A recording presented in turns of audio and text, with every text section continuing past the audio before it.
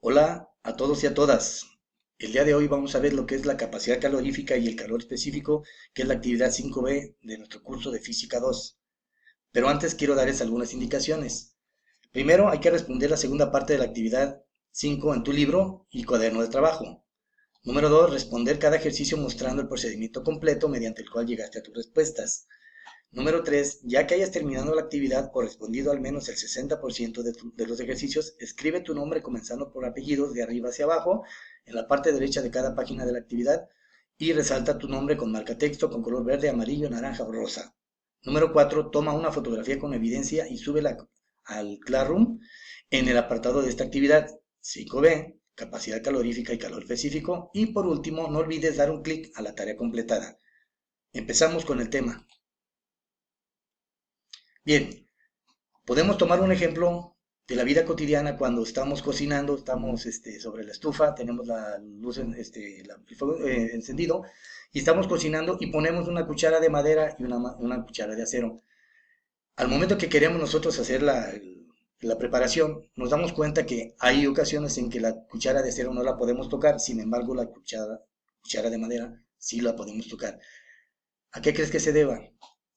Muy bien, la cuchara de madera absorbe menos cantidad de calor que la cuchara de acero, por lo tanto, entonces podemos sujetar la cuchara de madera y la de acero es más difícil tocarla. Esto precisamente se debe a la capacidad calorífica, es decir, los metales o materiales tienen diferentes formas de acumular calor y eso provoca que la temperatura de ese instrumento de cocina pueda ser difícil de sujetar. Para poder explicar un poquito más y a más profundidad, vamos a ver un simulador de PET que tenemos aquí para que podamos de alguna manera ilustrar la actividad. Muy bien, esperemos que se abra el simulador.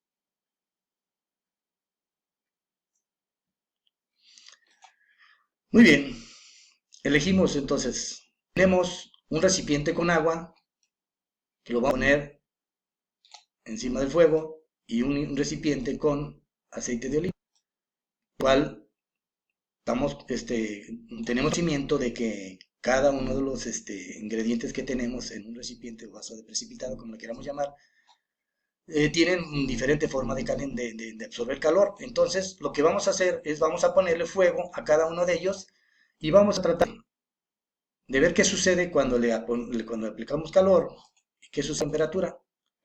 Entonces, por ejemplo, si nosotros empezamos a someterlos a una fuente de calor, que en este caso sería un mechero o la fuente de lo que es la estufa, nos damos cuenta cómo empieza a calentarse cada uno de los con la misma cantidad calorada y empezamos a darnos cuenta entonces que la energía térmica empieza a penetrar en las sustancias y vemos que inicialmente el agua se empieza a calentar muy rápidamente. Sin embargo, cuando empezamos a darnos cuenta ya resulta que el aceite repentinamente aumenta su temperatura de manera rápida, considerando entonces que calor o capacidad calorífica del aceite es más alto que el del agua y de esa forma lo podemos entender de esa manera. Bien, volvemos entonces al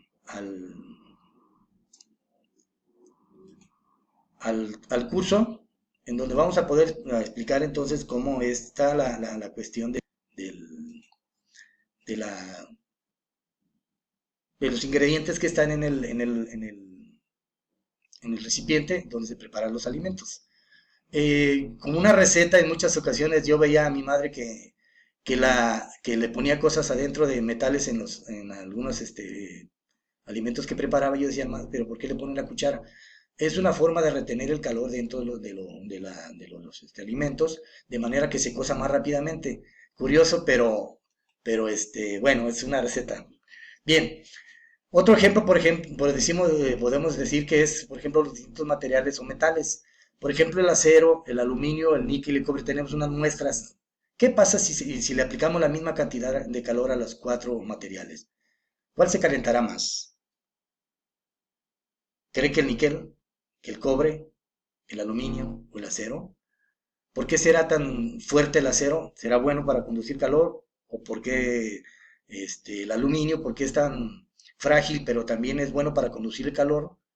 Eso lo vamos a ver precisamente cuando veamos el, el calor específico. Bueno, partiendo de eso, entonces nos damos cuenta que la capacidad calorífica es cuando le suministramos cierta cantidad de calor Q a un cuerpo. Esta cantidad de calor se refleja en un aumento de su temperatura que llamaremos delta T. Y de esta forma podemos definir que la capacidad calorífica como la relación entre el calor suministrado al cuerpo y el incremento de temperatura que sufre este cuerpo.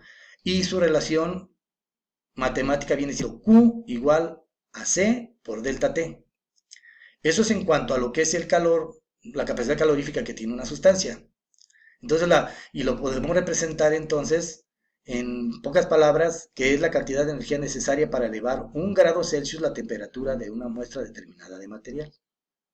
Y estas unidades se miden en joules por Kelvin o calorías por grado Celsius. Son las diferentes unidades en las que se miden en la capacidad calorífica. Muy bien. Por lo tanto, entonces la ecuación de la capacidad calorífica nos dice que la capacidad calorífica es igual al incremento, al calor o incremento de calor que le aplicamos a una sustancia y su correspondiente elevación de temperatura. Entonces, capacidad calorífica es igual a la cantidad de calor que se aplica y entre su correspondiente elevación de temperatura. Ahora bien, cuando nosotros queremos saber cuánto es por cada gramo de una sustancia su calor, su capacidad calorífica, entonces lo que hacemos es dividir precisamente esa cantidad de calor entre la masa que tenga a menor masa, mayor capacidad calorífica o calor específico en este caso.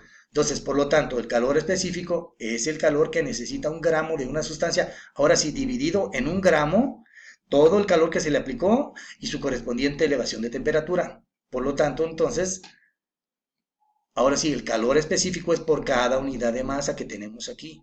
Si se fijan, la capacidad calorífica es igual a la cantidad de calor que se aplica sobre la diferencia de temperatura, pero ahora dividido en la masa, o sea, por cada gramo, nos da el calor específico. Si esta ecuación nosotros la despejamos en función de la variación de cantidad de calor o calor suministrado, nos queda de esta manera.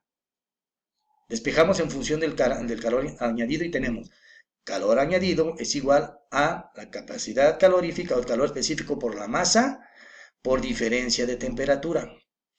Es así como podemos nosotros utilizar precisamente el calor específico para determinar algunas sustancias que podemos, con las que podemos trabajar. Aquí tenemos una tabla de calores específicos. Por ejemplo, el acero tiene un calor específico de 0.114 calorías por gramo por grado Celsius. Mírese, calorías es la cantidad de calor, gramos es la masa y grados Celsius es la temperatura o incremento de temperatura al que fue sometido la sustancia. Tenemos también el agua, por ejemplo, en estado de sólido, que es el hielo, tenemos 0.55 calorías por gramo por grado Celsius. El agua líquida, que tiene 1 caloría, el agua en vapor, que tiene 0.50 calorías por gramo por grado Celsius. Es decir, el agua en sus 3 estados tiene diferentes calores específicos. Cuando nosotros queremos saber cuánto calor perdió, cuánto ganó o cuánto necesitó para cambiar de estado de sólido a gas o viceversa, se necesita primero pasar por estos procesos de calores específicos para poderlo entender. Bien, entonces continuamos. Bien, continuamos entonces, chicos. Vamos a analizar un ejemplo que tenemos por aquí sobre lo que es un café, una taza de café. ¿A quién no les gusta el café? Bueno, los que no les gusta, pues, pero deben tener una idea. Efectivamente, el café, cuando nosotros lo absorbe una cierta cantidad de calor, y cuando lo dejamos a la intemperie trata de equilibrarse a la temperatura ambiente, entonces gana y pierde calor el agua con el cual se prepara un café, pero vamos a analizar este ejemplo por decir así, vamos a determinar la cantidad de calor que pierde el ambiente una taza de café de 350 gramos de agua si se deja enfriar y baja de 70 grados Celsius a 10 grados Celsius. Bien, la solución es primeramente, pues hay que entonces sacar los datos que tenemos en el enunciado, que viene siendo que tenemos una masa de 350 gramos de agua, que el café es base de agua, tenemos una temperatura inicial de 70 grados Celsius, una temperatura final de 10 grados Celsius, y obviamente el calor específico del agua, que viene siendo una caloría por grado Celsius, que lo podemos obtener con las tablas de los calores específicos que vimos anteriormente. Bien. Vamos a hacer la sustitución de los datos fórmulas. La fórmula, ya sabemos, es cantidad de calor es igual a la masa por el calor específico por la diferencia de temperatura. La diferencia de temperatura puede ser de más o de menos, es decir, cuando la temperatura inicial es mayor, entonces hay un descenso de temperatura y una pérdida de calor. Y cuando la temperatura inicial es menor que la final, entonces hay un incremento de temperatura y el calor, la cantidad de calor siempre nos va a dar positivo. En este caso, tenemos una pérdida de calor, entonces el valor tiene que ser negativo al momento de sacar la diferencia de temperatura. Temperatura final 10 grados y temperatura inicial 70, entonces 10 menos 70 nos da menos 60 grados Celsius. Esto multiplicado por el calor específico del agua y por la masa del agua también, entonces nos da un total, haciendo la multiplicación, de 21.000 calorías con el número negativo. Si se fija, este número negativo nos indica que el café perdió 21.000 calorías. Bien, chicos, espero que en este ejercicio nos haya dado los elementos necesarios para poder contestar los ejercicios que tenemos en el libro.